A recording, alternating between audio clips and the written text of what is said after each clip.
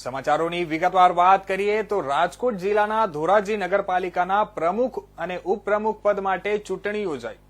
2.5 વર્ષ માટે પ્રમુખ પદ અને ઉપપ્રમુખ પદ માટે ચૂંટણી યોજાઈ હતી।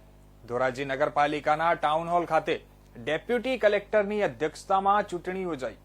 પ્રમુખ તરીકે ભાજપમાંથી ચૂંટાયેલ સંગીતા બારોટની વરણી થઈ અને ઉપપ્રમુખ તરીકે ભાજપમાંથી ચૂંટાયેલ ચિંટુ કોયાણીની વરણી અને કારોબારી ચેરમેન તરીકે ભાજપમાંથી સીસી અંટાળાની વરણી થઈ।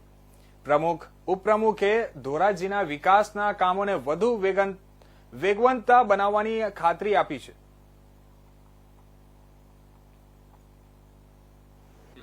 આજે 5 માર્ચના અને 2025ના રોજ ધોરાજી નગરપાલિકાની સામાન્ય ચૂંટણીની અંદર પ્રમુખ તરીકે સંગીતાબેન બારોટ, ઉપપ્રમુખ તરીકે ચિંટુભાઈ કોયાણી અને કારોબારી ચેરમેન તરીકે જ્યારે મારી વરણી કરવામાં આવી હોય ત્યારે હું ગુજરાત પ્રદેશ ભાજપના પ્રમુખ તથા જિલ્લા ભાજપ પ્રમુખ શ્રી, ધોરાજી શહેર ભાજપ તથા અમારા તમામ વરિષ્ઠ આગેવાનો, તમામ સદસ્યો આ તકે હું ખૂબ ખૂબ આભાર માનું છું। તો આ તરફ